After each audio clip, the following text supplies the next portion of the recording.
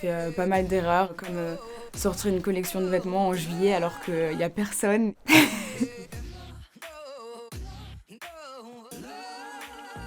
Ambitieux, c'est une marque de vêtements éco-responsables et upcyclés, donc tout est réalisé à partir de matières existantes, donc que ce soit des vêtements de seconde main et des tissus de fin de stock, donc on va devenir tout revaloriser. L'objectif, c'est de créer la mode de demain, qu'elle soit toujours tendance, mais de prouver que c'est possible de la faire zéro déchet et made in France à la fois. Donc j'ai commencé par confectionner les vêtements toute seule, et maintenant je me fais aider par un atelier de femmes en réinsertion basé à Villeurbanne, et je vends principalement en ligne, et mon Instagram c'est ambitieuse.upcycling si vous voulez retrouver les pièces, il y a un site internet. Du coup moi j'ai commencé la couture pendant le confinement. Comme beaucoup de gens, je voulais, je pense, trouver quelque chose à faire pour faire passer le temps. Ça s'est avéré devenir une passion. Donc j'ai appris en autodidacte, puis j'ai commencé à faire des chouchous que je vendais sur Vinted. Après j'ai créé mon site internet grâce en fait à un cours en entrepreneuriat à mon DUT à Strasbourg. Par la suite tout a pris de l'ampleur, j'ai sorti plusieurs collections, j'ai voulu me spécialiser dans le vêtement uniquement zéro déchet et du coup c'est comme ça que tout a commencé. Ce qui me motive au quotidien, je pense que c'est la création. Créer de nouvelles pièces, toujours avec ce défi d'avoir un impact positif sur l'environnement et sur l'industrie du textile qui est extrêmement polluant aujourd'hui. Je pense que ce qui me motive au quotidien, c'est aussi l'aspect entrepreneurial, de pouvoir en fait créer quand on veut, comme on veut, avec des limites évidemment, mais de pouvoir mettre en œuvre ses idées comme on le conçoit, comme on les pense. Et ne pas avoir de personne au-dessus de nous pour contredire ou pour le faire autrement.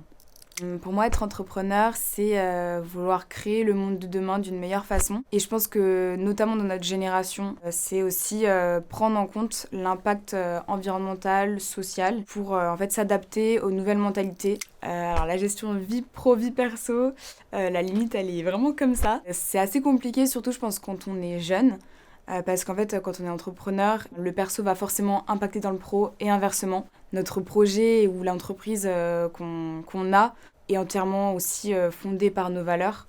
Donc on est imprégné presque à 100% dedans tout le temps. Il faut savoir faire la distinction entre les deux à long terme pour pas que l'un ou l'autre ait trop d'impact sur la vie perso par exemple ou inversement. Oui, il y en a beaucoup des bas.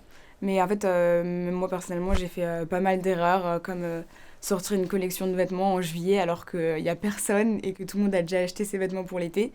Mais en fait, c'est ce genre d'erreurs qui nous forment et qui nous aident à ne plus jamais les refaire et qui nous font vraiment comprendre les choses.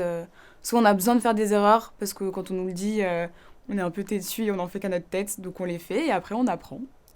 L'incubation à Manufactory, ça m'a beaucoup apporté, que ce soit au niveau de l'accompagnement, au niveau de la prise de confiance et surtout aussi d'être avec d'autres entrepreneurs qui partagent les mêmes valeurs, qui ont les mêmes motivations, avec qui on peut parler des mêmes problématiques et c'est de se sentir dans un environnement où on se comprend et on s'entraide et c'est plein de bienveillance. C'est de foncer, vraiment de foncer, de tester.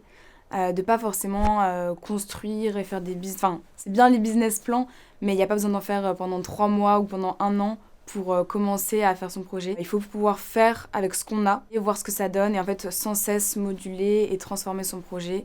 Moi je suis dans le master entrepreneuriat, du coup forcément ça m'aide à faire un lien entre les deux et avoir du temps pour ma marque à côté. Ça peut être contraignant sur la vie sociale ou sur le temps qu'on a en dehors, mais si on est passionné, on le voit pas du tout comme une contrainte et c'est notre choix à nous, donc je le vois pas vraiment comme une contrainte pour une vie étudiante. Alors là, il faut que je cherche un peu. Du coup, depuis le début, je réalise mes shootings photos moi-même, donc soit avec mes amis, surtout ma sœur. Et l'année dernière, on a fait le shooting de la collection de soirée, on l'a fait en novembre. On devait le faire dans un musée, finalement, on s'est pris un gros stop. Donc on s'est dit, on le fait sur un carrousel. Donc on a pris juste 3 places pour monter sur le carrousel. Il y avait plein d'enfants. Il pleuvait des cordes et on a fait un super shooting. Mais ce qu'on voit pas, c'est qu'on est tombé super malade pendant une semaine après. Mais le shooting était réussi dans les temps. Par rapport juste aux conseils pour ceux qui voudraient se lancer, de vraiment pas hésiter, d'en parler aux autres. C'est quelque chose qui peut énormément apporter à titre personnel. Je trouve que c'est un des meilleurs moyens d'œuvrer pour ses valeurs et de transformer le monde de demain comme on souhaiterait qu'il soit. C'est trop... Pitcher, c'est compliqué, ça change à chaque fois, j'ai l'impression. On est bon ? Ok.